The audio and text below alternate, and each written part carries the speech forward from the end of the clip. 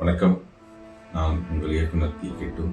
இந்த இயக்குனர் தி கிட்டு அப்படிங்கிறதே தமிழ் மக்களான நீங்கள் எனக்கு கொடுத்த ஒரு பதவி தான். அப்போ நான் மக்கள்கிட்ட ஒரு சத்தியம் பண்ணி கொடுத்தேன். என்ன அப்படின்னா, இந்த ஒட்டுமொத்த தமிழ்ச்சமும் சேர்ந்து அந்த இயக்குனர் ஆக்கியிருக்கீங்க. அதனால என்னுடைய வாழ்நாள் முழுவதும் நான் தமிழ் சார்ந்த கதைகளை தான் நான் எடுப்பேன்.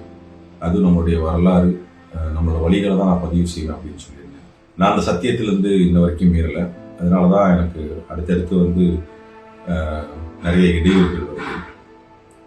இனி நான் என்னுடைய வாழ்நாள் முழுவதும் இந்த சத்தியத்தை மீறவும் நான் விரும்பலை. ஆனால் இப்போ இந்த சத்தியத்தை காப்பாற்றுறோம் அப்படின்னு நம்ம நிற்கும் போது நமக்கு ஏகப்பட்ட இடையூறுகள் வருது. சல்லியர்கள் நம்முடைய படம் இன்னைக்கு புத்தாண்டு அன்னைக்கு வெளி வந்திருக்கணும். நான் ரொம்ப மகிழ்ச்சியாக இருந்தேன். ஆனால் இப்போ என்ன அப்படின்னா இந்திய அரசாங்கமே சான்றிதழ் வழங்கிய, அதாவது UA 13+ அப்படிங்கிற சான்றிதழ் வழங்கிய ஒரு திரைப்படம் தமிழ்நாட்டில் நம்மளால் வெளியிட முடியல. அதாவது திரையரங்குகள் நமக்கு கிடைக்க மாட்டேங்குது. என்ன சொல்கிறாங்க கேட்டால் அப்படின்னா ரொம்ப சின்ன படங்களுக்கு இவ்வளோ தான் கொடுக்க முடியும். இப்போ 27 திரையரங்கம் தான் அவங்க கடைசி நம்ம கொடுத்தது. ஆனால் அந்த 27 திரையரங்குகளும் நம்ம ரிலீஸ் பண்ணோம் அப்படின்னா அதில் ஒரு பெரிய பொருளாதார சிக்கல் ஏற்படும். இதுவே இப்போ தமிழர் அல்லாத ஒருவர் இப்போ நம்மளுடைய வரலாறு எடுக்க வரும்போது அதுக்கு எண்ணிக்கையில் அடங்கா திரையரங்கு கிடைக்குது.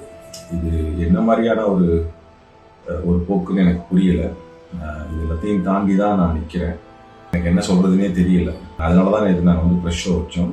அந்த ப்ரெஷ் ஷோ முடிஞ்சதுக்கு அப்புறமேல ஒவ்வொரு பத்திரிகையாளரும் நின்று எல்லாருமே வரிசையில் நின்று கை கொடுத்து இந்த படத்தை விட்டு நாங்கள் வெளியே வர்றதுக்கு எங்களுக்கு இன்னும் ஒரு 2 நாள் 3 நாள் ஆகும். அந்த மாதிரி ஒரு கனத்த இதயத்தோடு நாங்கள் எல்லாம் வெளில போகிறோம் அப்படிங்கிற மாதிரி எல்லாருமே சொன்னாங்க.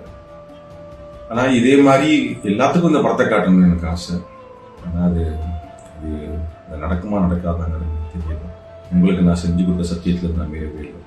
அதனால் இப்போ நம்ம சலிதர்கள் திரைப்படம் ஒருவேளை OTTயில் வந்தால் கூட நீங்கள் எல்லாருமே அதுக்கு ஆதரவு வைக்கணும்னு நான் அவங்க வேண்டி கேட்டுக்கிறேன்.